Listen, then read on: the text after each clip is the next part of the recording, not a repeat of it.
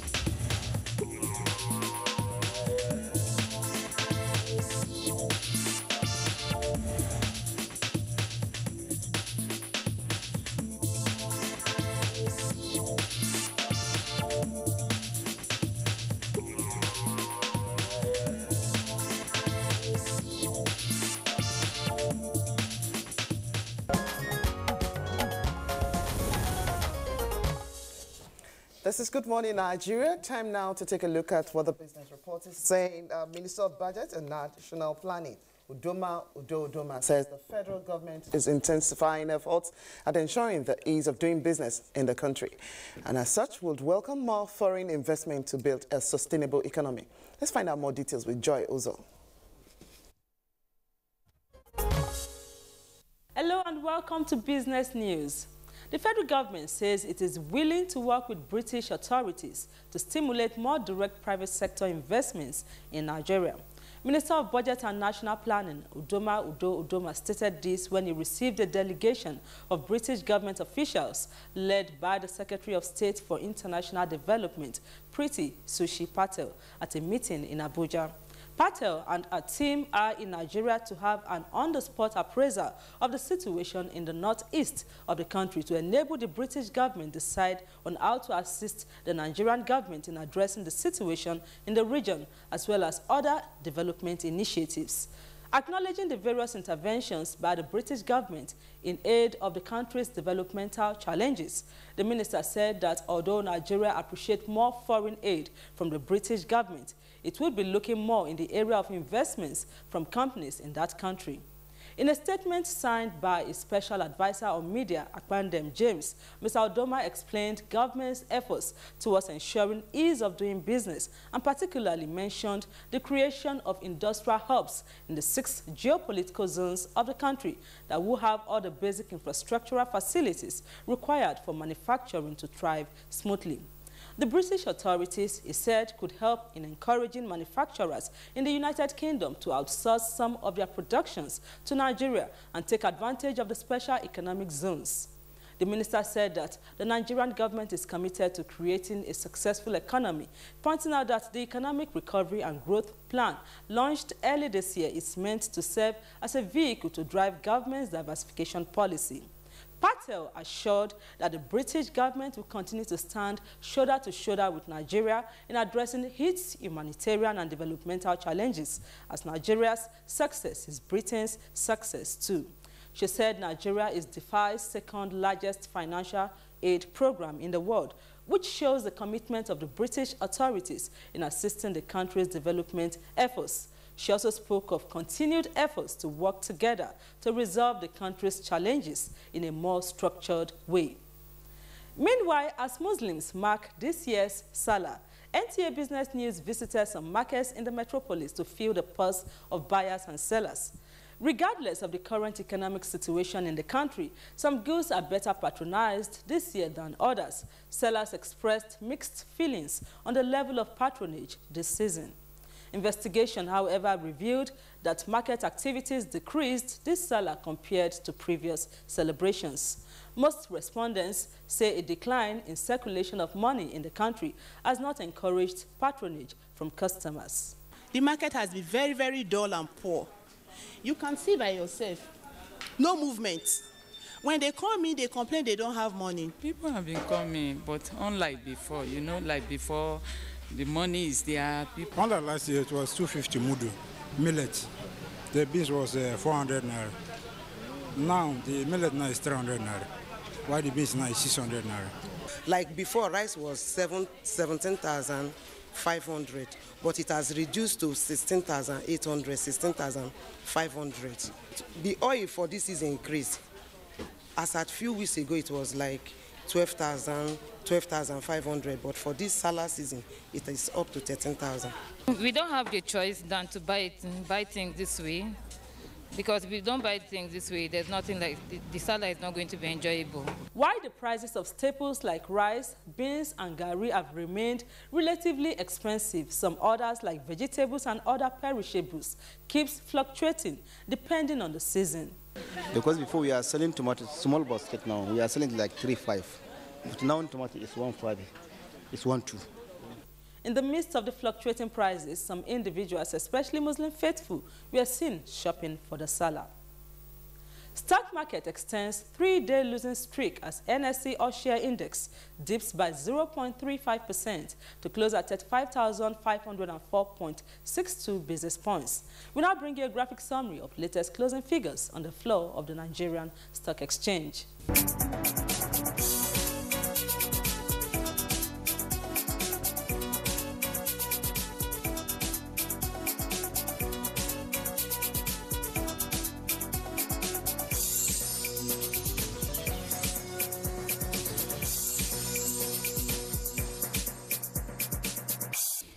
That's it on Business News. I am Joy Uzo. All right, now that was the business package there by Joy Uzo. Thank you very much for that. Let's go over now to the front pages of today's newspapers to check out the headlines.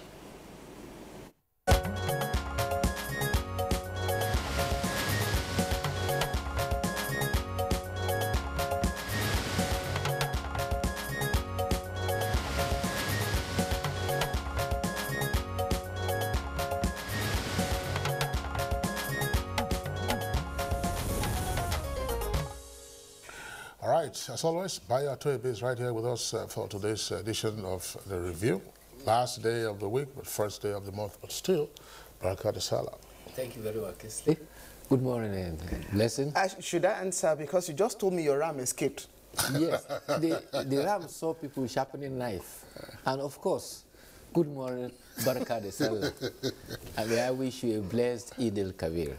Wish you well, Bayo, and all the Muslim faithful as you celebrate. Okay, Kingsley. All right, let's begin with the Nigerian Tribune. The Nigerian Tribune has a busy front page, but as you will expect, the front pages this morning have stories pertaining to the Eid celebration. But let's go, as I said, below the nameplate of the Nigerian Tribune. Mortgagees, Sue Ajimobi and Olubado. I take that again. Mortgagees, Sue Ajimobi, Olubado, and 21 new Obas. That story is on page 4 of the Tribune. Now, Prince Ajayi, chartered accountant, emerges as a Caribou of Remo. That's also on page 4. We won't rest until we see the Nigeria of our dreams. That's according to President Muhammadu Buhari, as President Saraki, Dogara, governors, and others felicitate with Muslims. Details of the story can be found inside. Now, the lead story has a double-decker headline. Nigeria requests weapons from UK to fight Boko Haram. It has a right that UK government supports Northeast with £200 million. That's on page 8 in greater detail. Now, Army kills 5 top Boko Haram commanders in combined bombardment. That's on page 8. Now, Ekiti inquest. Firm supplied 1.28 billion naira vehicles on verbal order. That's according to a witness. Details of the story can be found on page 33. And substandard phones responsible for some diseases. This is attributed to the NCC, that's the Communication Commission. Details of that story can be found on page 10. Now, below the photograph there, flood, that's the kicker. Over 110,000 people displaced in Makurdi as Buhari directs NEMA, that's the National Emergency Management Agency, to help victims. Okay, all right. The Nigerian pilot is leading with the story on Eid al-Kabir. So today is Eid al-Kabir and Muslims' festival of sacrifice. Two riders, Buhari in Daura for festivity, Tambuwal Saraki, others felicitate with Muslim Ummah. That story is on page 2. But just above that, we have two stories trending on page 6. ACF, that's Arewa Consultative Forum to Southeast Governors, emulate Northern counterparts, prevail on IPOB agitators. This is the request. United Kingdom increases humanitarian support for Nigeria as it unveils memorial in honor of Nigerian war heroes.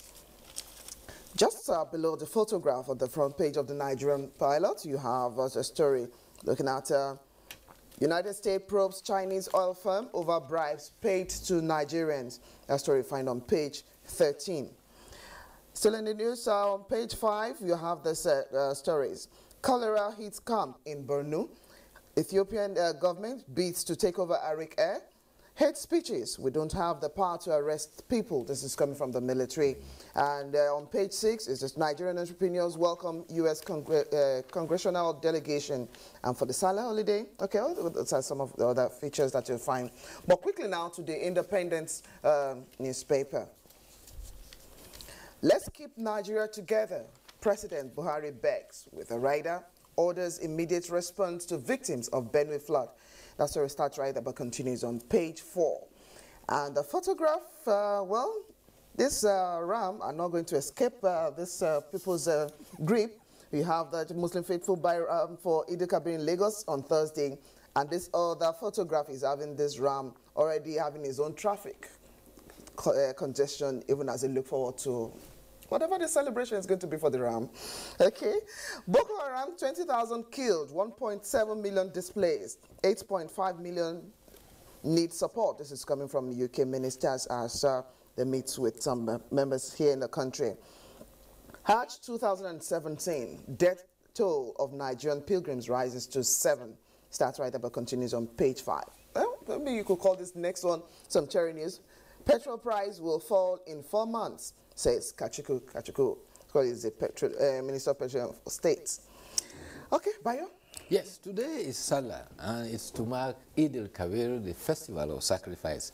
It symbolizes Prophet Ibrahim's submission to will of God to sacrifice his son, and Hajar's submission to that will, and Ishmael's submission to be so sacrificed, and above all, the mercy of God in ransoming Ishmael with a ram. President Muhammadu Buhari, who in a few hours will be at the Eid ground to mark that celebration, says his administration will not rest until it has realized Nigeria of our dreams. He says the fervent prayers of Nigerians across political, ethnic, and religious divide has energized him to rededicate himself for building a greater Nigeria. And he enjoined Nigerians to rise against divisive tendencies and alls and strengthen the bonds of friendship and unity. He called on Nigerians to emulate the exemplary virtues of Prophet Ibrahim of sacrifice, patience, steadfastness, obedience in our nation so that we can make rapid progress. He says, we must see ourselves as brothers and sisters, a heritage of a family tie, like a tree that though may bend but cannot break. Senate President Dr. Bukola Saraki is also on high, says the coincidence of the Eid of the week, that is a Friday, and the Eid al-Kabir, the Eid al-Adha, the Eid of sacrifice, is a symbol of double mercies from God and answered prayers, and therefore the prayers of our nation will certainly be answered. Speaker Yakubu Dogara also called for unity and tolerance to enhance the friendship and solidarity across all divides. Governors and as well as religious leaders have all said varying messages. The sacrifice of others, it depends on affordability. There is no religious harm if anyone who is financially constrained cannot afford. Even you did last year and this year you cannot afford, you are not compelled. In fact, it is against the religious ethics for you to go and take a loan or borrow money to buy a ram. Therefore, if you cannot, go low profile, buy what you can. And therefore, one will begin to wonder why a man, a 30-year-old man, had to go and steal a ram in Osun State. He was summoned before a magistrate court and he pleaded guilty. His defense counsel called for mitigation and says that he is a first-time offender and he desires to go home to celebrate Salah with his family. The magistrate, Adinike Olulagba, sentenced him to 6 months imprisonment. Meanwhile, in Lagos State, lake rice has been made available across the 20 local government and the other development areas. 50 kilograms of lake rice is going for 12,000. 25 kilograms for 6,000 and 10 kilograms for 2,500. And it says that the Lagos government says that it is for all residents of Lagos, irrespective of religion, ethnicity, or political affiliation. So if the lake rice go round, people will have rice for Salah. All right, Bayo, thank you very much. We have other papers this day and Blueprint. We'll just take a couple of headlines because some of the headlines they're also focusing on the Salah celebration. This day, for instance, the late story says Ethiopian Airlines says it's bidding for Arik Air, but there's a rider to that, AMCON. That's the Asset Management Company of Nigeria. We are yet to receive offer. And if you go to a Blueprint newspaper, you also see other stories there. But below the nameplate says, for Blueprint, it says kidnapping and robbery. Police deployed 250 personnel and 26 patrol vans on Abuja Kaduna Road. And half salary is Salah gift. Kogi workers tell Bello. Bello, of course, is the governor of Kogi State. All right, so that's the much that we can take with regard to the stories on the front pages. Blessed and Bayo. That'll be all. Wish you a lovely celebration and also a lovely weekend. It's a long weekend, but of course, Good Morning is back on Monday. Yes, back on Monday. Blessing, they are going after that ram, don't worry. You bet. I'll join in the search party for your ram. All right. Okay, still Good Morning Nigeria. We'll take this break and we'll be back to start off the conversation looking at promoting peaceful coexistence amongst Nigerians.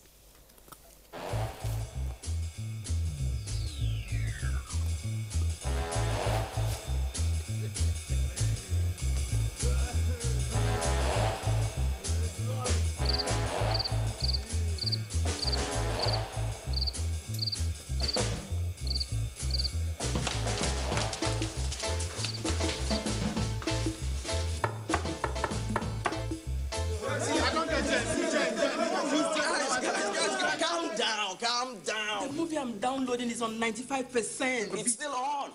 Eh?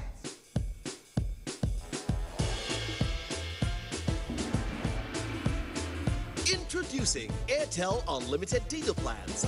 Get Unlimited 10 for 10,000 Naira. Get Unlimited 15 for 15,000 Naira. And Unlimited 20 for 20,000 Naira. Unlimited data.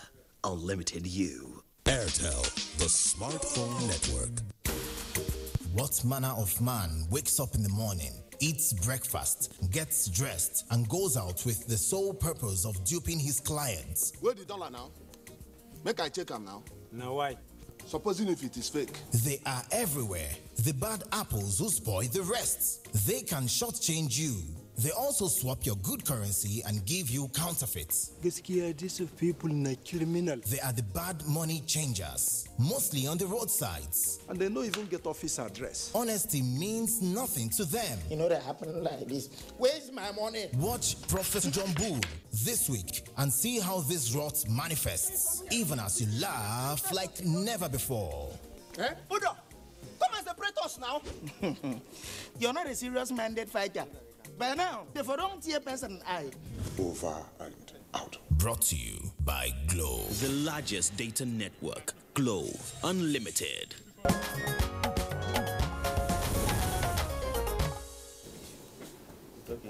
If you just tuned in, the program is Good Morning Nigeria. Now to kickstart our conversation on promoting peaceful coexistence amongst Nigeria. Let's take this background report as put together by Timothy Yusuf.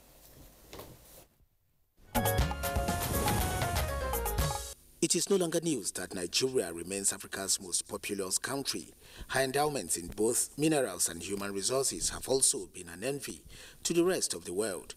Experts, however, believe that the huge potentials of Nigeria are yet to be tapped after over 100 years of amalgamation and nearly 57 years of independence. They say many factors account for the lack of progress in the nation, which include absence of good leadership, corruption, greed, selfishness, ethnicity, insecurity, religious disharmony, and general lack of unity. Perhaps there is no time in the nation's history that the need for peaceful coexistence is more imperative than now, when all efforts are on deck for the development of the nation, even against agitations from different sections of the country. Many posit that as a nation that has proven to the world that it can forge ahead despite its diversity, evident in multiple ethnic, tribal and religious backgrounds, Nigeria's current challenges can be turned to opportunities if there is peace, friendship, good neighborliness and solidarity for peaceful coexistence and sustainable development. The responsibility of making this turnaround possible therefore becomes the responsibility of all, particularly those entrusted with leadership positions. As Nigerian Muslims join the rest of the world to mark Eid al-Kabir, lessons from this period of sacrifice are expected to provide a good platform for guests on Good Morning Nigeria to discuss the imperatives of peaceful coexistence in Nigeria.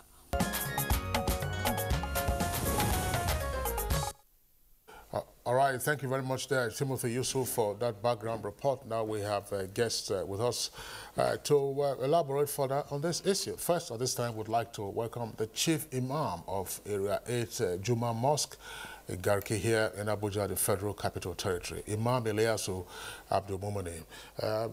Imam, a pleasure to have you on the program this morning. Yeah, welcome, sir. Okay. And then we also have with us on the program Reverend Father George Husani. Father George, of course, is the Executive Director, Lux Terra Leadership Foundation, also based here in Abuja. Father George, it's a pleasure that you're with us on the program. Thank you. All right. Okay. Yes, so with us in the Abuja studio, we'd like to welcome Professor Osita. Osita is the Director General of the Institute of Peace and Conflict Resolution. Welcome to Good Morning, Nigeria. Thank you for having me. And we'll now go outside Abuja. We're going over to our Ibadan studio, where we're being joined by Dr. Nathaniel Danjibo. He's of the Institute of African Studies, University of Ibadan, and he's a consultant with the West African Network for Peace Building. That is WANEP for short. It's good to have you on the program. Good morning to you, Professor. Dr. Danjibo, rather. Please, I'm from the Institute for Peace and Strategic Studies, University of Ibadan. Okay, thank you very much for that correction there. Okay, gentlemen, Kingsley, we're going to start off taking a look at what exactly we mean when we say we should have peaceful coexistence. Different people have their own definition of what peace should be. Does it actually define us not having conflicts or not having different infractions to actually project? Dr. Osita, Professor Osita. Well, thank you very much. Peaceful coexistence simply means people of diverse backgrounds, diverse cultures, resolving that living together is better than, antagonizing each other. And it does not preclude the presence of conflict, but it simply precludes the presence of violent conflict. The concept of peaceful coexistence implies that we should all raise our ideas and not raise our voices as much as possible, because ideas are important and ideas can bring us together. So I think that it's a misnomer when people think that peaceful coexistence means the absence of conflict. Conflict is inevitable, but violent conflict is preventable. And that is the one that we say, once you have element of violent conflict, then peaceful existence is seriously endangered. All right, thank you very much, Professor Osita. Now, for adherents of different faiths, that we are both Muslim and Christians in Nigeria, there is that special occasion. And today happens to be a special occasion for Eid al-Kabir, and religion plays a very important part in our country. What exactly is religion doing to actually foster peace today? Imam. أعوذ بالله من الشيطان الرجيم بسم الله الرحمن الرحيم السلام عليكم ورحمة الله وبركاته, my dear viewers and listeners. In Islam, that is why the meaning of Islam is peace. Because as a Muslim, it has been there in the whole Quran and a lot of Islamic books regarding the issue of peace in general.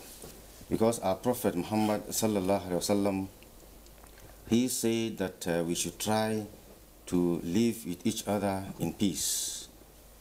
The living together not meaning that it's only Muslims that will live in a community or in a country or in a place. They know that is a combination of Muslims and Christians and those that are not even worshiping any God at all. So in essence, we've been preaching right from the time immemorial that we should live with each other in peace, in harmony, and assisting each other without any problem, without any friction. So in a nutshell, Islam, in fact, in terms of peace, they have a lot of topic and admonition in Islam to be discussed in terms of peace in general. So you should live with each other without any differentiating or dichotomizing between Muslim and the non-Muslim. So we should love each other and assist each other because we are all human beings and in the same country, Nigeria. Yeah, but then before I go to the Reverend Father, both Muslims, Christians advocate aspect of peace as part of the tenets that is being given. Yes. What seems to be the dissonance in actualizing that which they preach itself? Is it lack of understanding? What exactly seems to be the dissonance in communicating that which they preach? For the first time, the issue of preaching in general, both the pastors and apostles and the clergyman in terms of maybe in the part of Christianity and in the part of Muslim, the imams and the clergy people, the scholars, they've been trying their best in order to preach peace and togetherness between Muslims and Christians. But sometimes what normally happens is that when you are preaching, there are some people that they don't understand. And there are some people that their minds are just devil. They have devilish mind. You understand? Both Muslims and Christians. If not both two religions, they are trying their best to see that they preach peace and they maintain that peace in the community, in the places that we are living together. But some people, they just want chaos, both Muslim and Christian. Some, as if it's intrinsically, it's in their blood that they don't want peace. If not, both the two religions, they are trying their best. You understand? And again, sometimes what normally causes a lack of peace in any place that people are living is ignorance. People are not educated in terms of their religion and in terms of Western education. Because if you school in many places, in the hostel you've been living, you Muslims, Christians, they live together, in the classes they live together, so that it will teach you some kind of togetherness before you get out of the school. And anywhere we are living, and we should cast our mind back to our forefathers. You understand, the people that have been living with Muslims and Christians, if the Salah celebration comes, the Christmas comes, they used to celebrate it together without any dichotomy.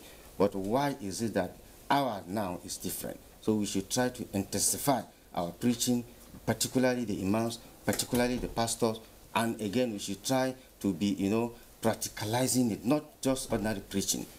May God help us.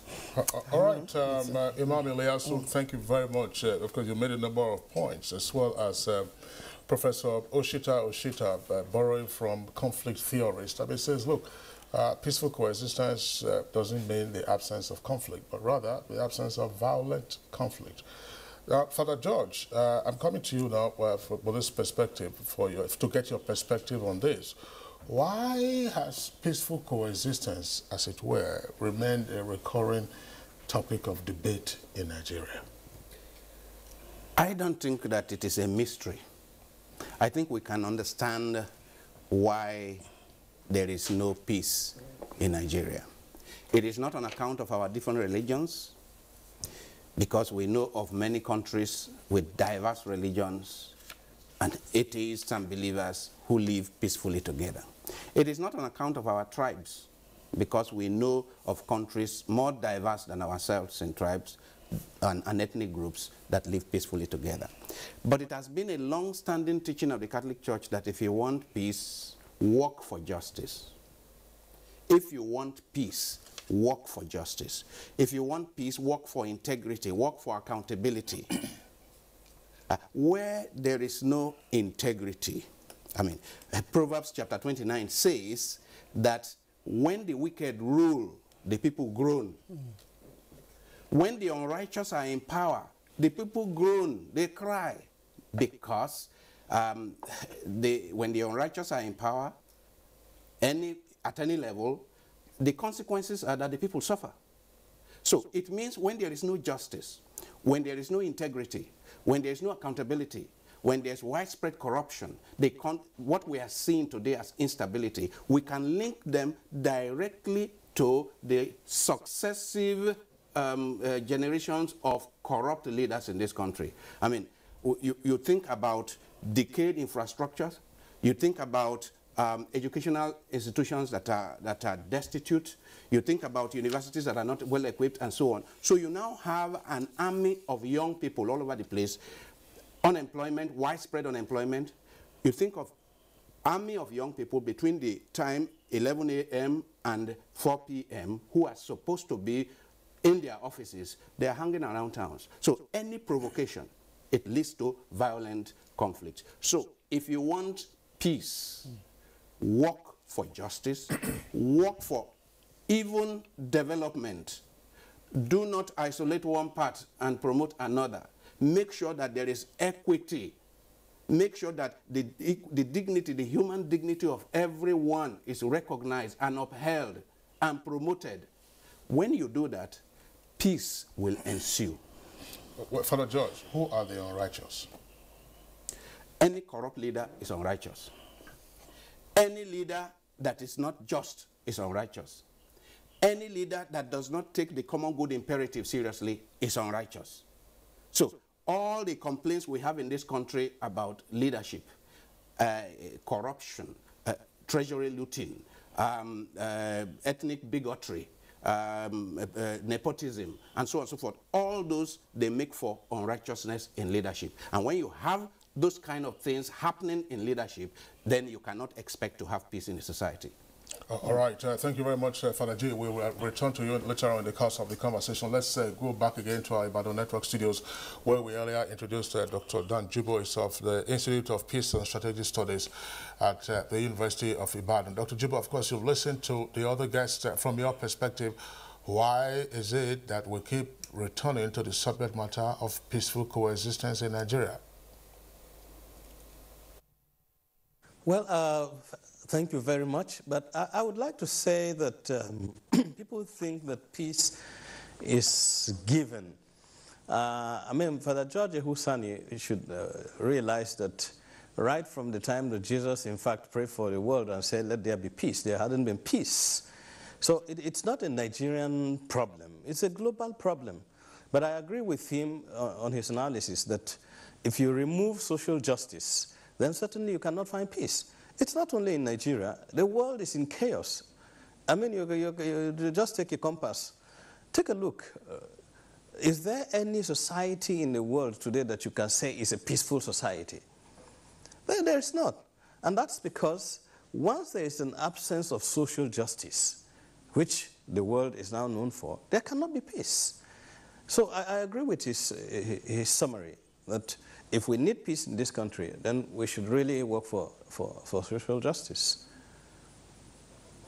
Thank you very much, Dan Jibo. Again, we'll come back to you in Ibadan. Now, let's return to Imam Ilyasu. Imam Ilyasu, we know, of course, that you'll be involved in the prayers in a short while from now, so let's engage you a little bit more. From the perspective that you all have indicated, one issue is up. It's one of the injunctions that we should pray for our leaders. And yesterday on this program, we discussed the issue of leadership, and leadership cuts across, all areas of human endeavor, whether in politics, in business, or in social life. Pray for our leaders, and our leaders also, go to places of worship where they listen to the sermons. Is it that these sermons are not drilling down into them? Or is it that we are not praying hard enough for our leaders at all levels? Hence, we continue to face the kind of issues now that give rise to the questions of peaceful coexistence? Assalamu alaikum wa rahmatullahi wa barakatuh once again. This explanation is very, very crucial because we, the imams in particular, we will be happy when we are preaching, we see big men there, meaning the leaders there, and they are listening. We expect them to work with what we've been saying. So, but sometimes reverse is the case. They used to listen to the preaching, some used to come early, but you'll be surprised when they are administering in their offices as if they are not Muslims, as if they are not Christian. You understand? It's a very surprising something. Some even have imams as a friends, and some used to tell them, you know, one-on-one, that see, with this thing that we are doing, you should know that God is there seeing you. And again, you are going to account for it in the day of judgment. So we should be careful. You know, the preaching is going to them directly or indirectly. But maybe I still reverse on what I said, is that the issue of faith, even though in the Quran it has been stated clearly, that Prophet Muhammad sallallahu alaihi wasallam, Allah told him that innaka la tahdi man ahbabta walakin Allah yahdi man yasha. O Prophet, you cannot guide whom you like. The person you will to be guided, you cannot do that by your whims and caprices, by your power or preaching, except if Allah guides him. So that is why we are combining the two, as you said. After the preaching, we've been praying for them. Because in Islam, in a general note, they say we should pray for our leader, for them to be good, for them to do justice, for them to have a sympathizing mind to their followers, so that they can be doing things that they will not be cautioned in the day of judgment. So we should continue praying and we should continue preaching. And inshallah, the preaching is not all of them. Some do acclimatize, do change their attitude because of the preaching, because it do touches their mind. Yes, because still looking at different platforms being used to preach what's essential message faithful should hear, whether you're of Christian faith. And even for those who are not of either of these two faiths, they want to see that peaceful coexistence. We've seen of recent platform being used to actually propagate hate speeches or speech, as the case may be, from time to time, and it is on this same religious platform. So what exactly is happening? Is it that we think something different, and at the same time we are conveying a different message? What is that understanding that is not tallying up? Yes, you know, as I always say, as we always know, all of us, that there are individual differences in terms of preaching, in terms of presenting information to audience, to public. Some, they are very, very eloquent and very, very understanding, and they had a lot of experience. Anytime they are talking to people, anytime they are preaching, they used to be very, very prudent. They used to be very, very careful so that it will not chaos, it will not cause chaos, it will not cause any friction in the society. So likewise, some people are there, sincerely speaking. If you see they are preaching or listening to them when they are preaching, you should be sure that this man or this person or clergy person is not preaching peace at all. They are there, both Christian and Muslim.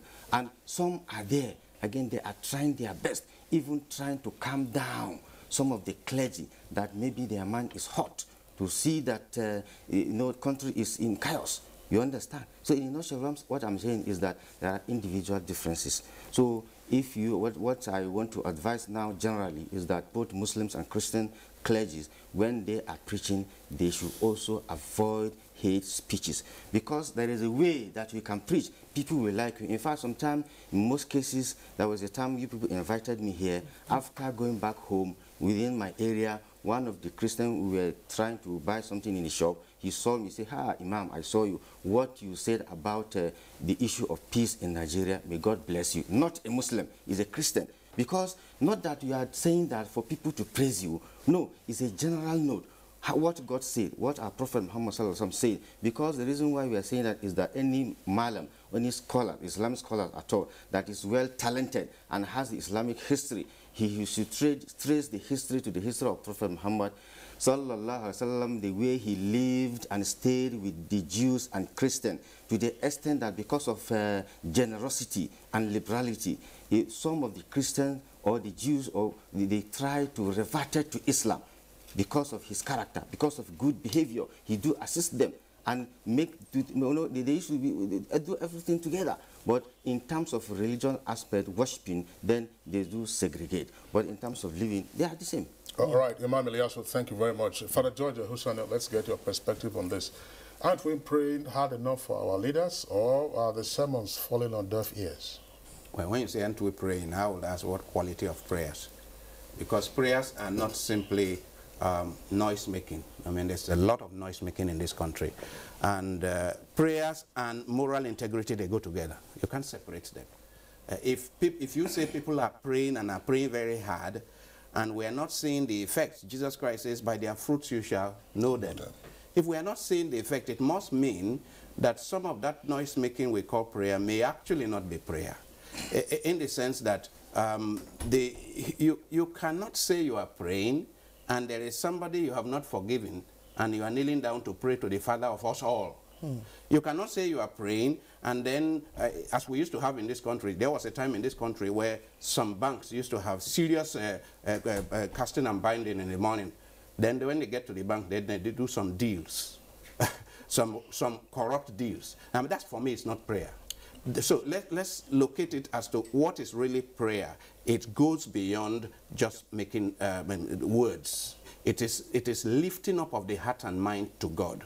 And lifting up the heart and mind to God requires that we surrender, we submit, and we do what that God wants. All right, Father Hussein, because we've already agreed that we'll let Imam go as soon as we can actually let him go for his prayers now. But the lessons of Eid al-Kabir is very certain that it's going to bring so much for peaceful coexistence. What is that essential message this time? Okay, my message in terms of this topic is that as a Muslim, the day of Eid, we should be happy. We should have a lot of contentment and joy, because this is the day that you're supposed to be happy. And the happiness should not be limited to only Muslims. You should extend it to the non-Muslim, meaning the Christian and what have you. Because as a neighbor, today you're supposed to have a lot of food and drinks that you can be sharing. And the sharing should not be limited to only Muslim. Both Muslims and Christian, your friends, you can extend that to them, and which is very, very good. Because anybody you give food or drink or money, they will be happy and they will pray for you. And that will bring more togetherness and a harmonious living, so which is very, very crucial. And again, we should be happy as a Muslim. Today is Eid al-Fitr, although they call it Eid al-Kabir, it's the same, but in Islam, the real name is Eid al-Fitr, but calling it Eid al-Kabir is the same. But in a nutshell, what I'm saying, Muslims should be happy today and be prayerful, and should have a lot of joy that Allah has spared their life to this place or to this time, and today is Eid al-Fitr, even though you have food or not, good cloth or not, but people say health is wealth, so you should be happy that Allah spared your life and you're healthy. Assalamu alaikum. Yeah, Chief Imam, just before we let you go, you just made a difference now. Oh, sorry, you just explained that we hear Eid al-Kabir, but it's actually Eid al-Fitr. What is Eid Mubarak, and then what is Barka de Salah? So in a nutshell, today is Eid al-Adha. I'm sorry for that. Maybe I say Eid al-Fitr. Today's on is Eid al-Adha. That of Ramadan is Eid al-Fitr. Okay. And the Ramadan's own, thank you very much for this question, is Eid al-Fitr, and this one is Eid al-Adha. That's why I say you can call it Eid al-Adha or Eid al-Kabir. Eid al-Kabir or Eid al-Adha. What of Mubarak and Barka de Salah? The Mubarak, Eid al-Mubarak, Barka de Salah, the issue of Barka de Salah, we are telling your colleague, your neighbor, your second person that Eid al-Mubarak, that is a big day, that we should be happy.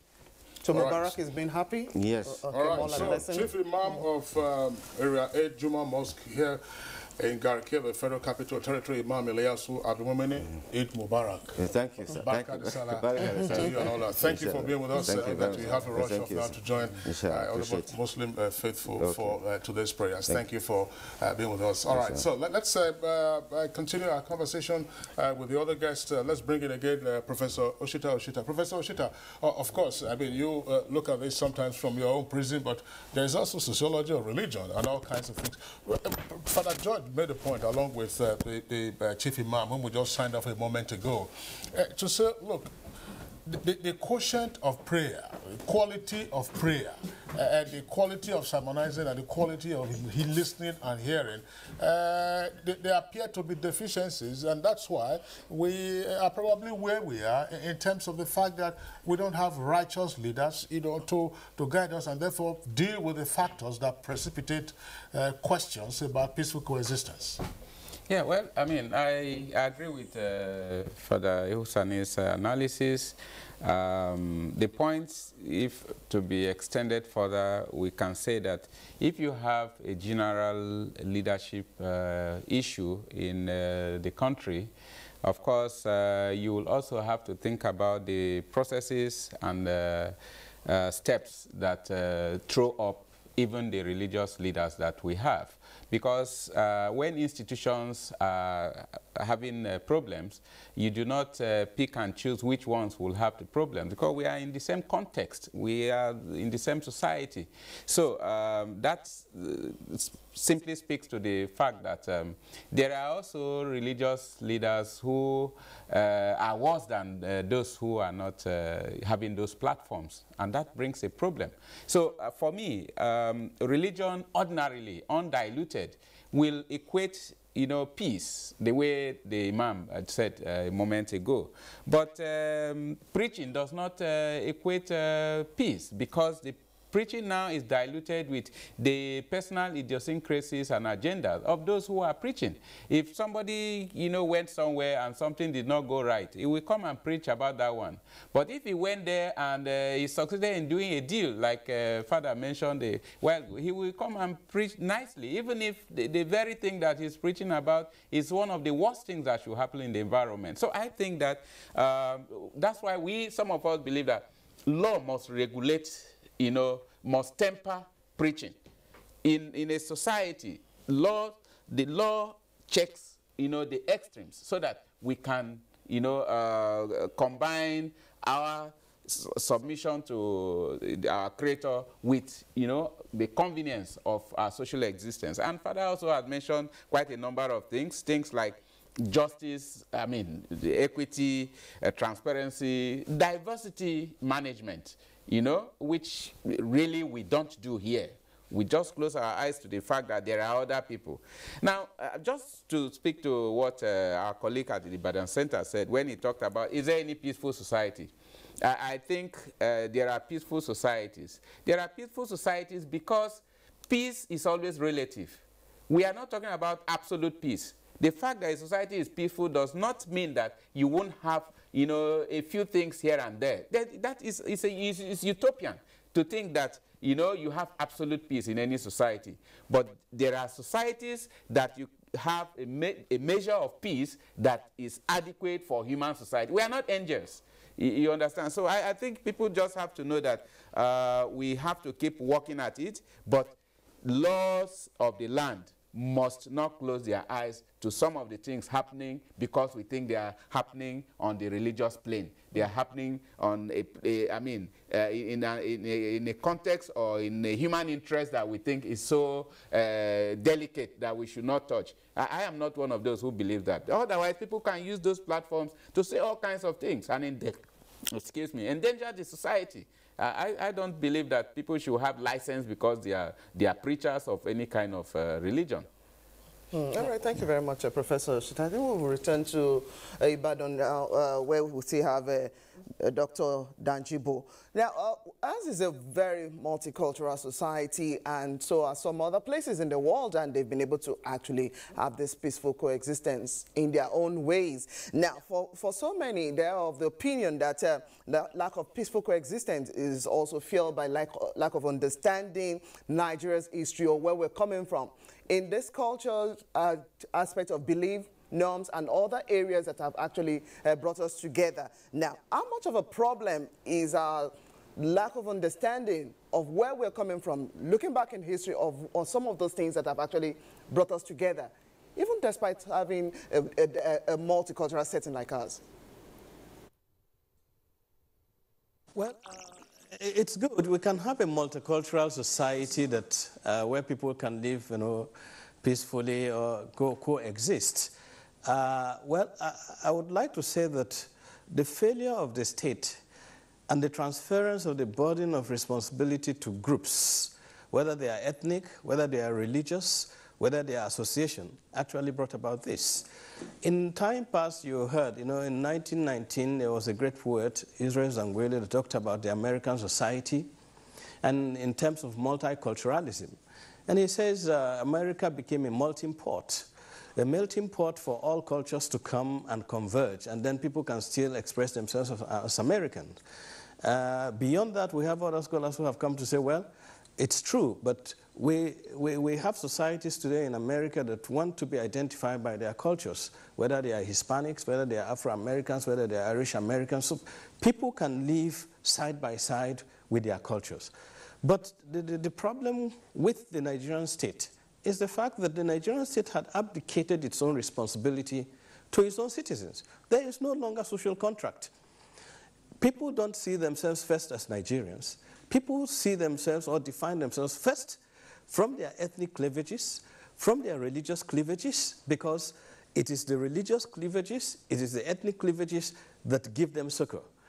These cleavages are the ones that give them the shield that they need. And so as long as there is a distance created by the states from the citizens, then people would express, even through the instrumentality of violence, their multicultural societies. And that is exactly what is happening in Nigeria today. And if the Nigerian state defined itself first in the hearts of Nigerians, and Nigerians can be patriotic and can identify themselves first as Nigerians, before I would say, oh, I am from Kebbi State, or maybe I would say I'm from Zulu, or somebody would say, no, I'm from Abuja. No. But because being an Abuja, somebody receives succor from being an Abuja first before being a Nigerian. And that is why people can now recline back or resort to their multicultural society and use violence to express themselves and get fed up to the point where they no longer see the country as their own. America is a multicultural society where people think about America first before they think of themselves as Hispanic, as Mexicans, as Irish, as German Americans, or Jewish Americans. That is the problem. Dr. Danjibo, thank you very much again. We'll return to you in the course of the conversation. Father George Hussein, let's return again to the role of religion and what can be done. Leaders get to be chosen from the pool of the population. And some persons will also raise the question, what exactly is the issue with the larger population with regard to the factors that we talked about a moment ago that you itemized and others have also talked about that give rise to challenges of peaceful coexistence? In other words, from minus the leaders now, amongst the people themselves, what is it that is not getting to work in terms of preachment or sermonizing or, again, even the quality of prayers? We have, let's say, 180 or so million Nigerians. In the past, probably 100 million. Before then, 80 million. What was always wrong, or what has always been wrong with the larger population, that these factors that you itemized continue to germinate, and some would say have become encrusted? 2 points. One is just to continue the discussion of Professor Ishita about the quality of leadership of even religious groups.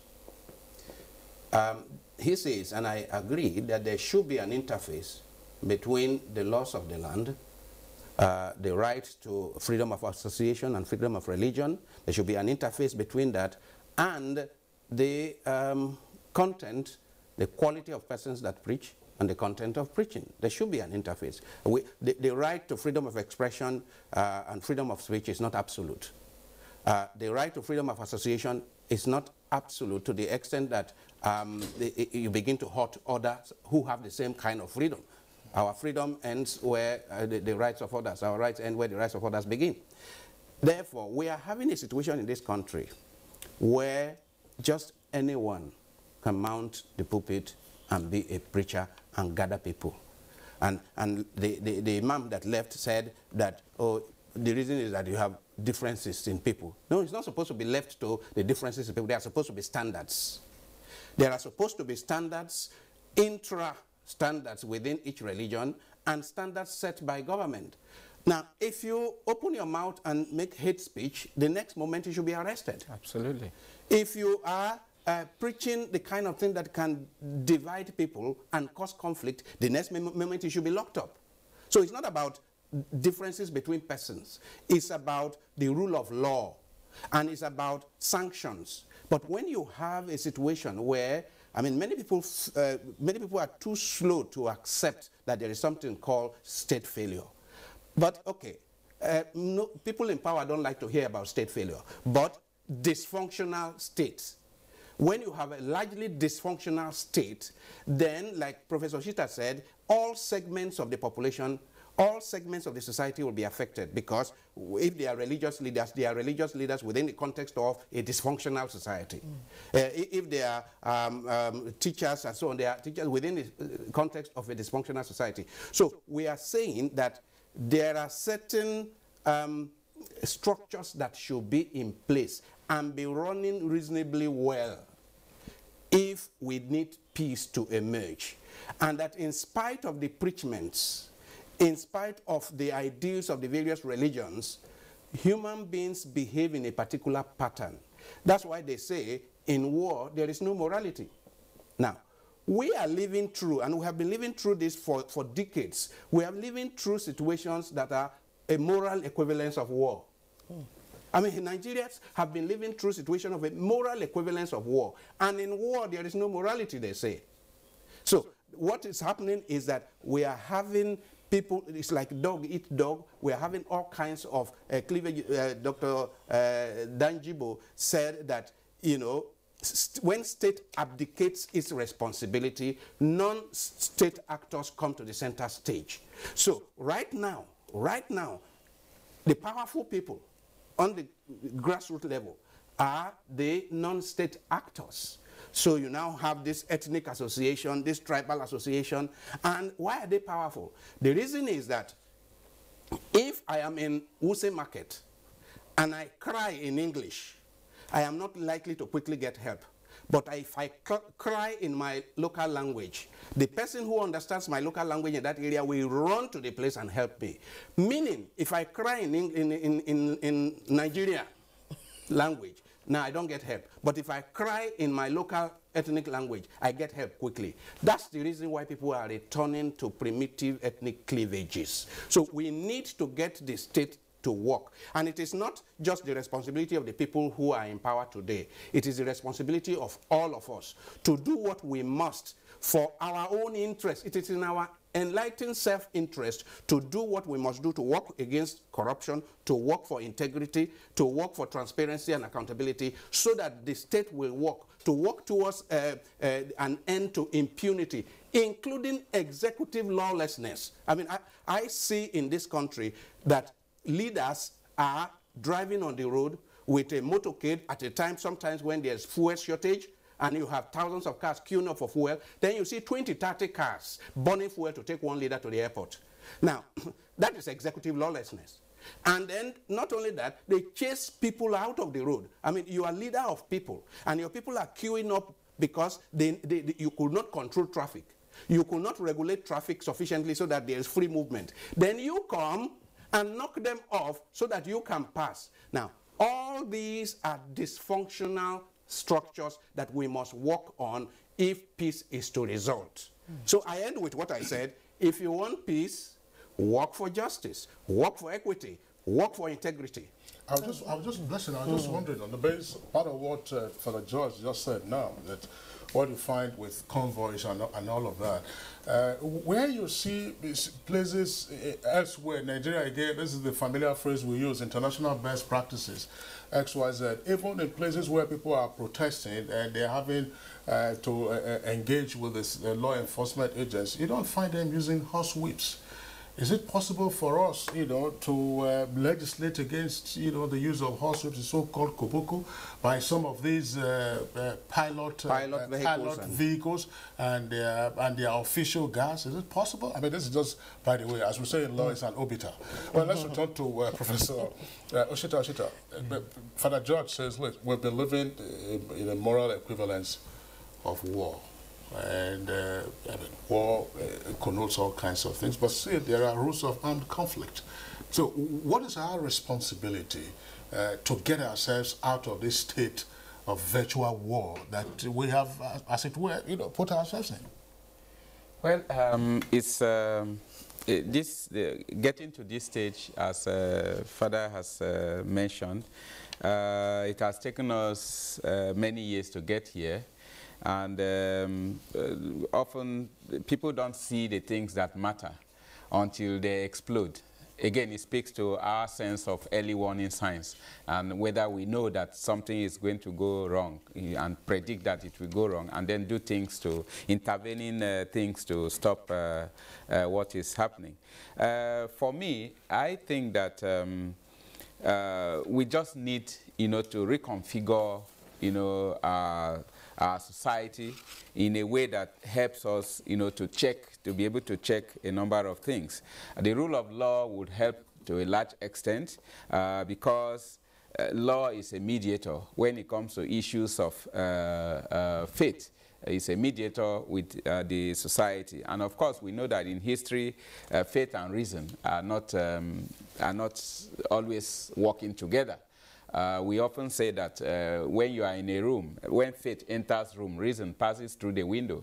And similarly, if there is reason in the room, faith passes. So those are things that it is law that would help us, guide the way we go. And I think that, the way things are, we just have to be careful because otherwise there will be a time. The analogy Father gave of shouting in Wuse Market, for me, speaks a lot of volumes. And let me say that if we continue on the road, someday you will find two goats fighting, and then you say this one is a Christian goat and the other one is a Muslim goat, and people will be queuing behind the goats to support, the fight. And that's a very dangerous road. We need to wake up in this country. For those of us who are... What has given us this mindset, for instance, that could escalate to the, as you just indicated, a ridiculous level of, adherence of whatever faiths, queuing behind otherwise, inanimate objects or, other living things to engage in the fight? Yeah, because we now have this... this quest or this feeling that anything that I identify with because of some other reason must be right in any situation. So we do no longer, challenge things based on, take the fight against corruption. You have heard people say, is it the first one that did it and the other people did it and all that. These are arguments that, make me cringe because I feel that we are not on the right path. So I believe that unless we begin to work as a people who know where we are going, and this is what the state can do. Again, coming to that, I do not talk about the state abdicating its responsibilities because we have all been here. We saw when privatization and all those things started happening. All of us will have known that that is the point where we are saying we've not reached where the developed countries have reached, but we are saying we want to be like them. Because we still live in a society where the state has fundamental role, to play in services, in reaching people. So I talk about the state. I tell people that the state is retreating. It's moving back instead of, embracing the people. That's the analogy I use. Because if you say abdication, the state has not hands off everything, but we're in the process of retreating. And that is dangerous for us at the level of development that we are as a people. So I often point to that. And for me, I want to stick to the issue of, because religion, the preaching is the one that disturbs me a lot. When somebody says, I've been called, God called me, we can't verify that God called you, you know? And then you go and set up a place and start saying all kinds of things. I think that is something that the state must, government must look into on all scores. And that also applies to the issue of other non-state actors, masquerading as ethnic platforms and all that. It is very important that the state moderates this very well, and moderates it in a situation that similar cases are treated similarly. Because when we get to a point where similar cases are treated, as Aristotle would say, dissimilarly, then of course there's a problem. You can't move on because you have shown. That is the whole issue. Yes. The whole issue is when the people lose trust in the leaders, that they are not treating similar cases similarly. When they lose that trust, they retreat to their cleavages, to their primitive cleavages. It is not enough that leadership or governance at every level says we are being just, we are being fair. They need to be seen and perceived as just and fair. And they say perception is most of the time the reality. Of reality. Yeah. So if the people's perception is that you are not fair or you are not just, the consequence is you lose trust. You lose their trust. And if you lose their trust, you won't get the kind of what we call patriotism and commitment. I mean, the reason why Nigeria is breaking at its seams and everyone, it's as if everyone is going in different directions, is that we often lack trust in the center that should pull us together. So it is a lot of work that needs to be done by people in leadership at every level and in every sector to bring these people together, because it is in our interest. It is in the interest of all, even the ethnic warlords in this country. It is in their interest that we work together. Absolutely. But if they do not at this moment see, at any particular moment, if they do not see people who are in higher positions than themselves, and especially on the national level, if they do not see honesty and integrity and sincerity of purpose, then they just feel we have no hope. Well, when we discussed the question of national unity and cohesion last month over a couple of days, one of the points that the guests kept talking about had to do with the role of the elite class. You know, as a binding force, the elite class in recognizing and playing up the factor of reason, which Professor Oshita talked about a moment ago. That's why we, if we can get to Ibadan, back again to Dr. Dan Jibo. Dr. Dan Jibo, what again is the role of the elite class? Because if we talk about the elite class, as you very well know, I mean, they cut across the religious, spiritual, economic, political, and otherwise, and the followers look up, you know, to the elite class, and here we are discussing, as it were, the flight of reason, the fact that we are not even seeking to self-preserve, as Father J said a moment ago. What is it that we need to do to gel, you know, in peaceful coexistence, not without the absence of conflict, but the absence of violent conflict?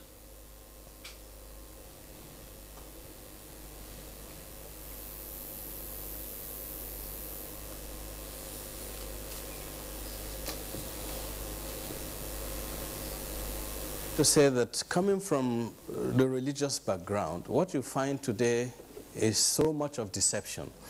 And as a matter of fact, I had listened to, from when the Imam was in the studio and Father George Husani and my senior colleague there, the fact is that there's so much deception in religion today. A lot. We do not need so much of preaching than we need so much of action. And by their fruits you shall know them. If you do not have religious leaders who can come and challenge the political elite, simply because religion itself has been corrupted, you would find a sick society. I wanted to tell the Imam that, from example, if you take Senegal, Senegal is almost 90% Muslim. But you never heard about religious intolerance in Senegal. As a matter of fact, their first nationalist leader, Léopold Senghor, was a Catholic.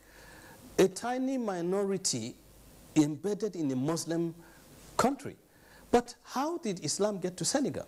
It was through action, non-violence.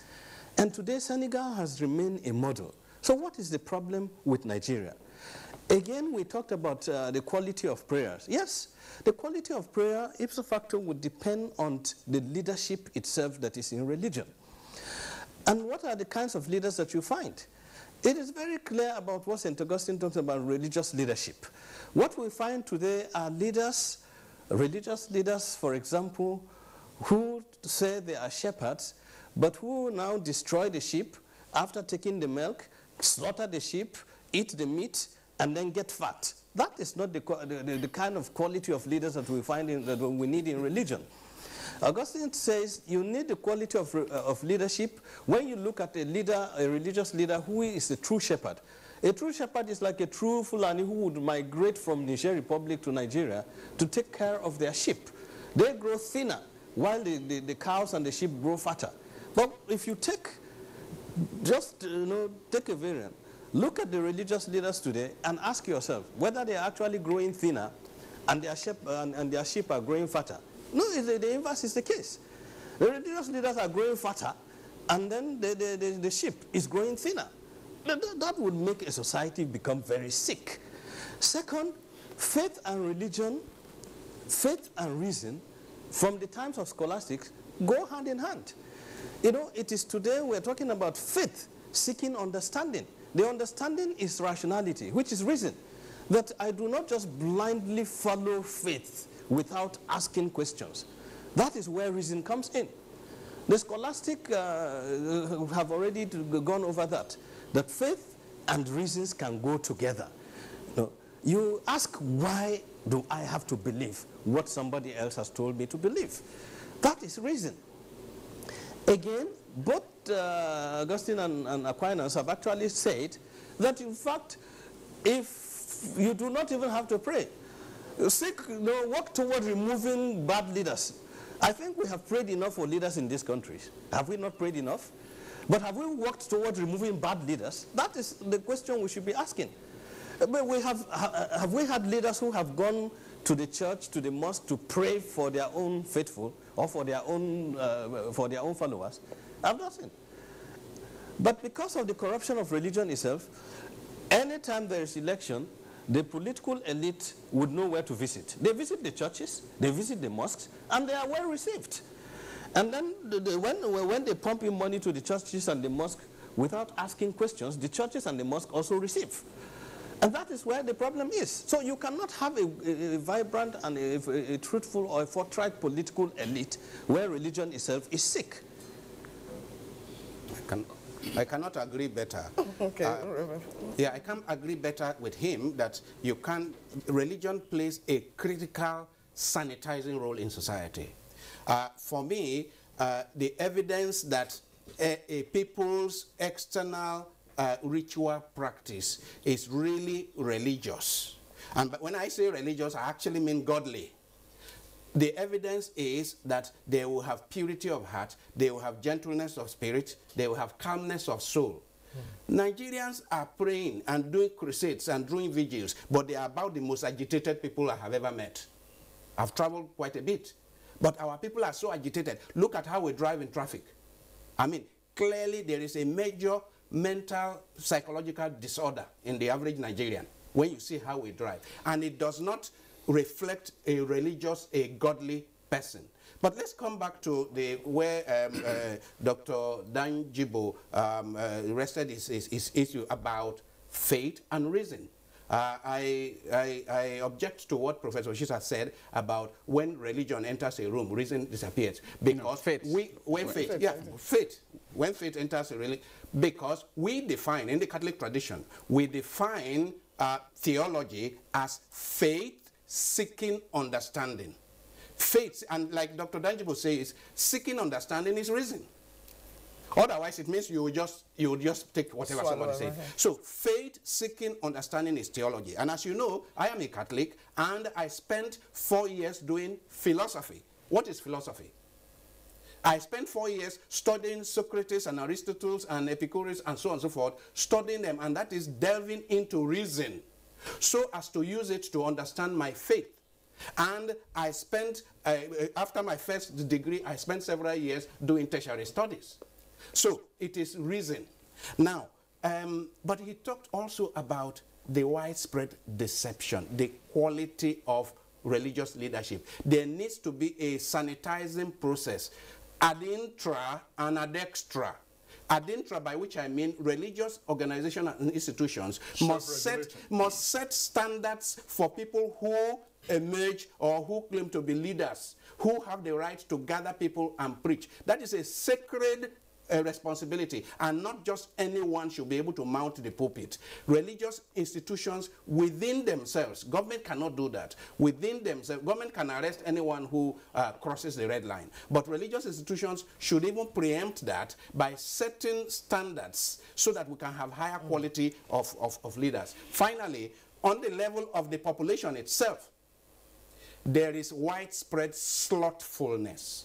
Slothfulness meaning mental laziness. I mean, if you go to church or you go to the mosque and a pastor preaches some nonsense, if you are a person of reason yourself, then you should be able to reflect on it and say, this is not right. I mean, just 1 minute, there's this story told of somebody who went for a crusade, and then the pastor preached about dipping your hand deep in the pocket and give whatever you see there and give it to God. And the person brought out the keys of his brand new car and took it and dropped it for the pastor. And then as he was going home, he remembered, without the car, he remembered that tomorrow he will have to take his children to school. And that his wife will ask what has happened. He ran back he ran back home, took the extra key, the spare key, and went to the parking lot and took his car. The next day he changed the keys of the car. Meaning, at some point, reason came.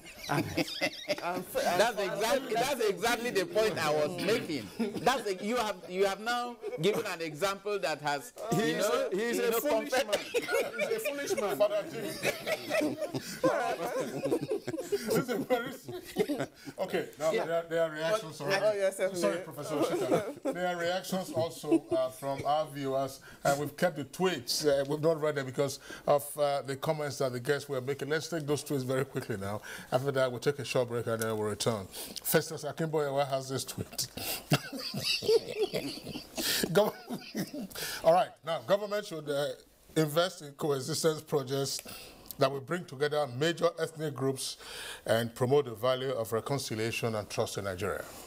Sani Michael Omakoji says gross nepotism, sectionalism, individualism, and abuse of social contracts have all affected our peaceful coexistence. Dele Jack Solomon. Now, the potent tools used by mischief makers to cause disaffection, hatred, disunity, and tribal war are ethnicity and religion. Government must check these. From Omer Chimeze is this tweet: political leaders must be scientific and leave religious cultural affiliation in the process of discharging their official duties. Sonny Michael Makoji has this tweet, says, kudos to the NTA for being sensitive on the state of the nation. Indeed, the topic couldn't have come at a much better time than now. Another tweet from Omer Chimeze says all the religious organizations must practice what they preach. And Onuke Christian tweets, only sincere leadership devoid of ethnic and religious interference can bring peace and coexistence and harmony in Nigeria. Do we have such? Akins Dada says reports of the national conferences should be harmonized and thoroughly and objectively deliberated upon by the National Assembly, guided by referendums. Well, there is a Twitter handle here called Bishop, and here is the tweet. The Reverend Father has just summarized the factors militating against people's coexistence in Nigeria. And this tweet is from Ronke Eleniju. He said, it's not about prayers, it's our attitude and character towards ills that we see happening around us. You don't need prayers to say the right thing. Chidiebere Ono tweets, now for peaceful coexistence to thrive, we must learn to tolerate and do things right, especially from our leaders. Another tweet from Ronke Elenjueke says, the clergy should go back and embrace the purpose of their calling, which is correcting, reproof, and so on, as the Bible commands, no matter whose ox is God. All right, now those are the tweets that we have. I'm sure that Blessing, in addition to the anecdote given by Father George a moment ago, I mean, probably you can also say that in terms of reason, a preacher who tells you to go and lay down your life, you know, by killing and maiming others, and of course you face the risk. He doesn't put his own children on the front line, you know, of such a directive. All right, now, we said we're going to go on a short break, but rather, as we indicated at commencement of the program, we have our correspondent at the National Eid Prayer Ground here in the Federal Capital Territory. Of course, it's along the International Airport Road, that's Umar Musa Yar'Adua Boulevard here in the Federal Capital Territory. If we have established a connection to our correspondent, Abdul Malik Adio, let's have him on the screen now.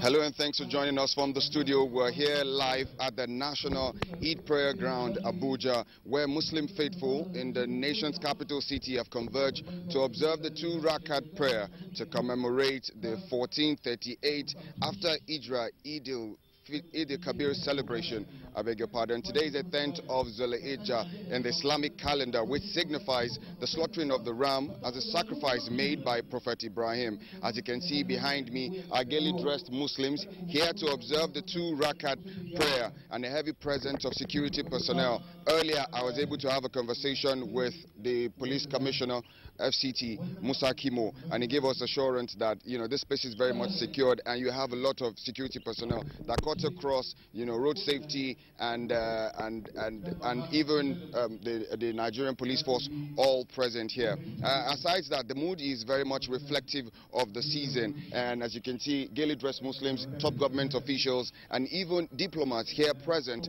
to observe the 2 Rakat prayer. Information reaching us indicates that for 9 o'clock, the prayer is going to start in earnest, and the arrival of the chief imam is duly awaited by this crowd here to observe the 2 Rakat prayer. We actually have on site, you know, the ram that is going to be slaughtered too as well, as a sacrifice made by Prophet Ibrahim, and so it's very much significant here today, and the mood here is very much reflective of the season, as I said earlier. Though it started a little bit with a little bit of rain, but now it didn't deter a lot of people here to observe the 2 Rakat prayer, and everybody's here present.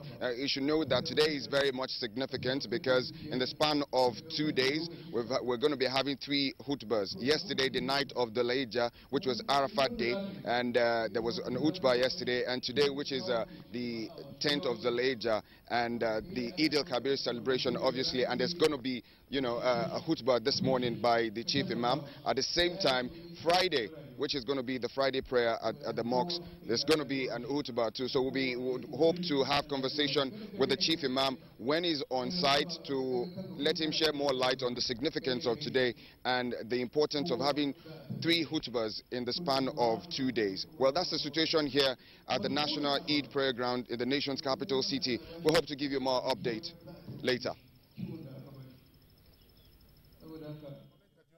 Very much there for that report from the National Eid Prayer Ground here in the Federal Capital Territory, Abuja. As you indicated, of course, we'll be having regular updates subsequently on the broadcast stations of the Nigerian Television Authority. Let's return to our guests with us here in the studios. We're still discussing the subject matter of, you know, peaceful coexistence. We're sermonizing on this. We're taking a religious perspective. Professor Ushita, let's get your take on some of the aspects that Reverend Father Ehushane has touched on. One point, you know, because again we'll be pressed for time shortly. One point, the attributes of godliness and the peace that is generated by godliness. Father George says rightly that Nigerians would appear to be the most agitated set of human beings you will find anywhere, in terms of the way we rush and run and do all kinds of things, plus what we are saying now. What is the dissonance? Where lies the dissonance? What is missing? Is it remediable?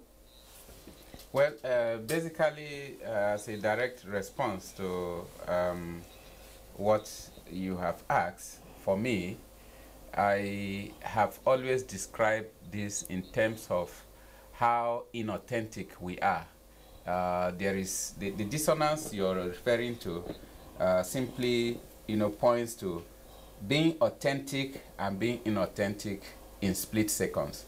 Just watch, go to a church, go to a mosque, just as we finish, and people are even driving out of the car lot, you see quarrels, you see fights. Why did you do this? Why did you? Just a few seconds after the beautiful sermon by either, an imam or a pastor. You understand? So, for me, it simply says that we are actors and actresses. We are not authentic. And we need to close that gap between being authentic and being inauthentic.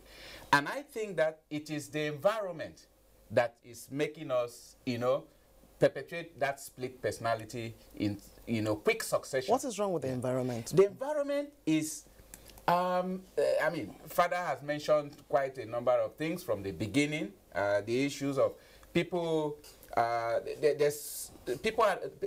lot is not predictable about our environment. So is it the people themselves in that particular environment? Because you could take the same set of people to another environment and they behave in the way the environment has stipulated for such claims. Yes, and maybe you'll be having at the back of your mind taking Nigerians out of this country, for instance. Exactly. Yes, we will queue, we'll do everything, but once we get here, because over time we have lived in an environment where people, have been licentious in doing all kinds of things and no consequences. Lawless. Then, of course, that means that it is approved. So you hear people, there was a day I went to a place and a young man just came and stood in front of me. And then I turned, I said, but you have not been here, I've been here. And he said, I'm in Nigeria now. Can you hear that? And I was so angry that why? Why should it be so? The same person finds himself somewhere outside, will never try that. You understand? So we need to talk about issues of regulating our environment. Here, when you do something, people say because they will not look at the content of what you do. They'll say because it's from there, that's why you're doing that. Head an organization, try to sanitize the place, and you hear what will come up. You understand? They say, oh, he's doing this because he's from there. He's doing this because he's from there. But basically, we don't like to face the real issues. And we have become a society that simply chase shadows. Professor Ojita, life is a gift, and Nigeria is a gift to Nigerians. Yes. Do we trust, do we cherish these gifts? For me, I think... do we have an obligation to cherishing this gift and living it fullest? Beautiful question. I always tell people, we behave as if we are just visiting this place, this country, and we will go to our real country. That's the way we behave. For me, this is a place, God-given place, that we can make the best of. We have everything. Like Father said, I am also widely traveled, but I know that home is home. And there are many things we have here that people outside are looking for too. So why do we make here look like we are visitors? We have to destroy here and then move to somewhere else. Well, for me, it's a problem. Yeah, Professor Oshita, thanks a lot. That's Danjibo in Ibadan. Let's get your take on this. I mean, the points that both Father George and Professor Oshita have touched on now. Again, to borrow his expression, Nigerians, according to him, tend to behave as though that they were visiting this environment and that they will be moving on elsewhere. And we find that, the kinds of disposition, whether in terms of being patriotic or otherwise. What can we begin to do? I mean, quite aside from the preachment, which is not drilling down, or if it's drilling down, it's not sedimenting, and therefore we're not seeing a change in conduct and in action. What is it that we need to do? Nigerians are not in animal kingdom. Some 2 years ago, I witnessed something there, right in Abuja, on the road to the airport. A vehicle of the Justice of the Supreme Court took one lane, and then the person who had the right of lane You know, just stood there. And then the policeman came out of the justice car to harass the person who had the right of lane. That vehicle was driving a justice of a Supreme Court. To tell you how decadent and how dissonant Nigeria is. Nigerians will be agitated about a lot of things, really. A lot of things. How many Nigerians will go to sleep and then be relaxed about the fact that tomorrow their meals are guaranteed? How many Nigerians will go to sleep and then have a sound sleep and say, tomorrow I can take my child to a hospital and the child will be well treated, or even myself? There's a lot of things that would agitate Nigerians.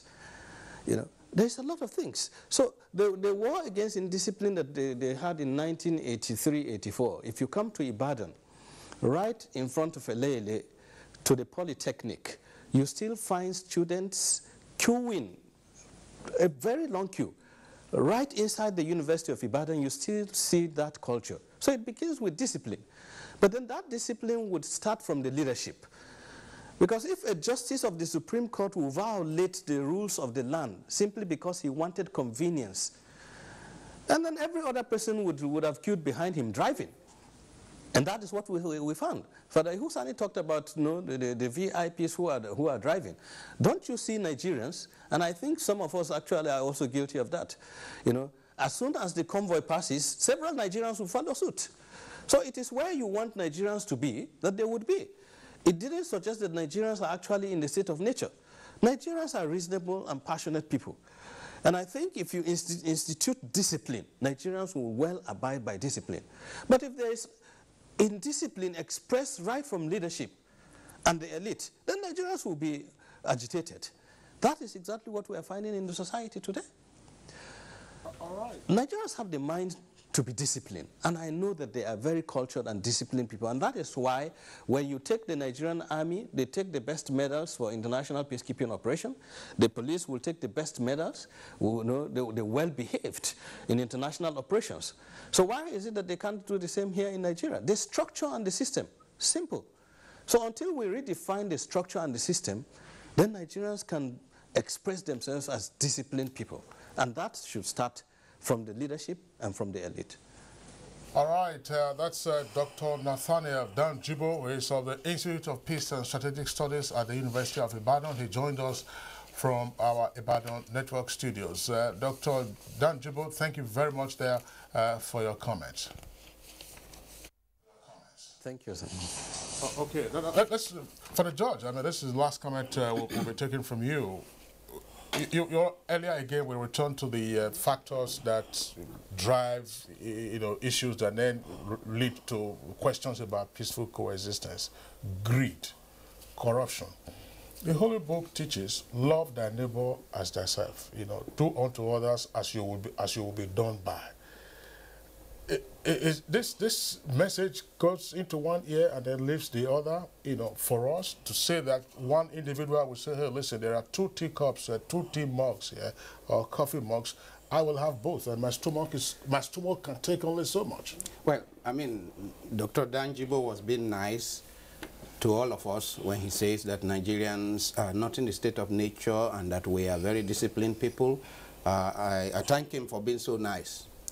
But the truth is that it is very easy for human beings to recede to the state of nature. And we have seen that expressed at several fora and in several circumstances in our country.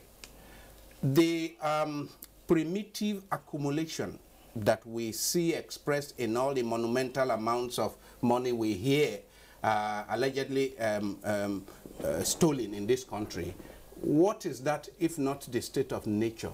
Primitive greed. What is it if, when you see the kind of scenario he expressed, where the Justice of the Supreme Court will allow his driver and his orderly to harass the law-abiding Nigerian on his lane, when he is breaking the law, what is that if not the state of nature? That is executive lawlessness, that is impunity at its height. And we know that it happens every day.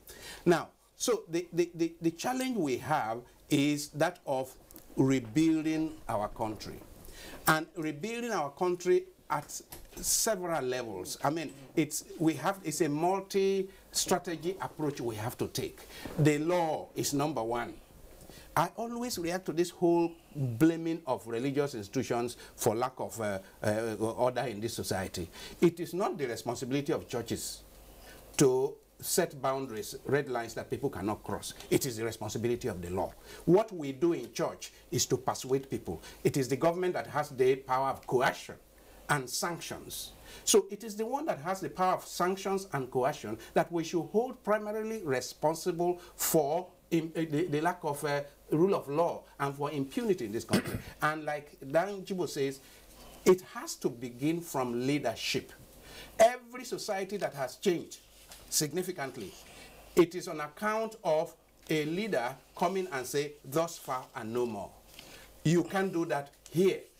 And the leader exemplifies in his own person, her own person, exemplifies the values that he wants the people in the nation to aspire to. The leader himself or herself exemplifies those values. Until we get such quality of leaders, we may not make much progress. All right, Father George, thank you very much. Plus the fact that the guest already said earlier, treat similar situations similarly. Ibn Ahmed Dominic has this tweet. We have another set of tweets, by the way. Ibn Ahmed Dominic, if you want peace in Nigeria, give equal rights and justice, end leadership rascality, and see society ills die. Brave talk, Father George.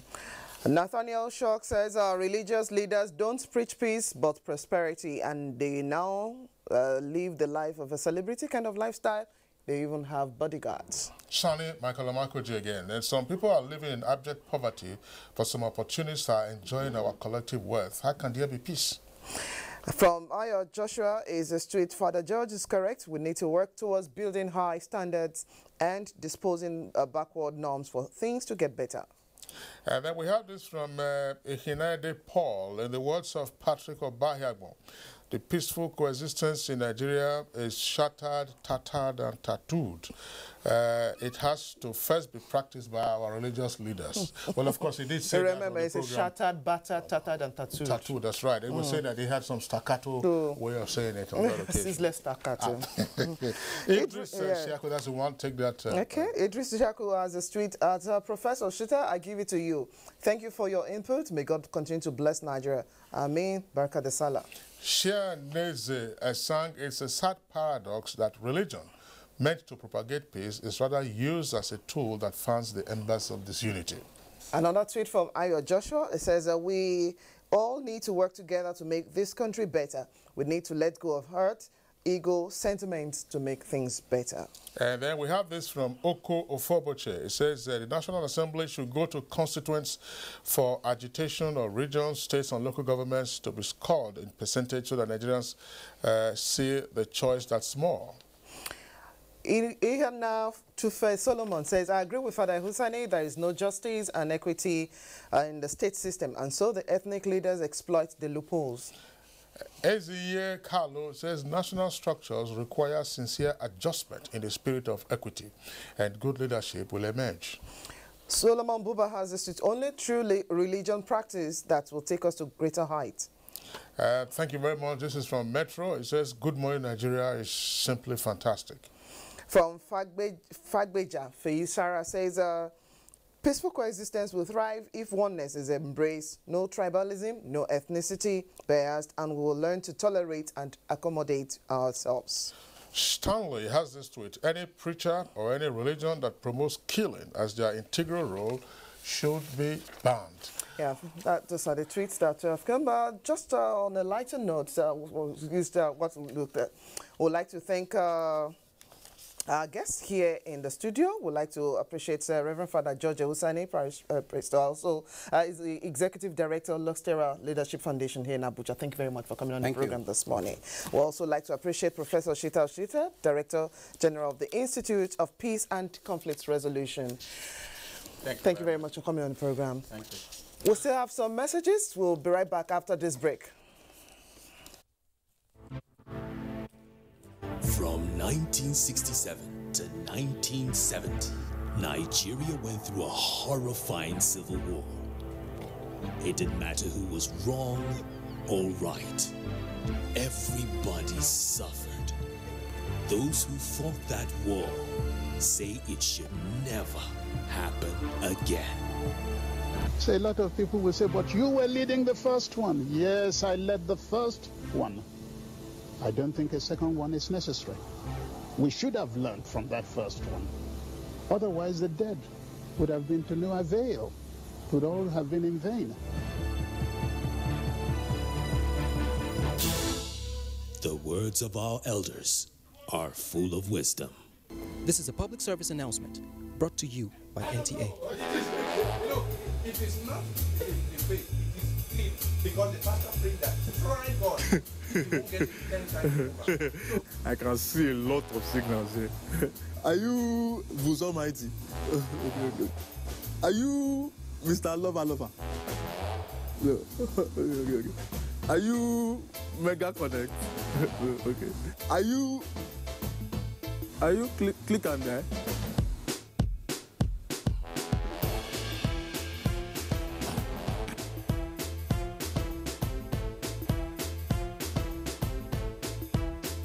Introducing Airtel Unlimited Data Plans. Get unlimited 10 for 10,000 naira. Get unlimited 15 for 15,000 naira. And unlimited 20 for 20,000 naira. Unlimited data, unlimited you. Airtel, the smartphone network. All right, it's a big day today for Nigeria and Cameroon, and let's join our sports desk now for details.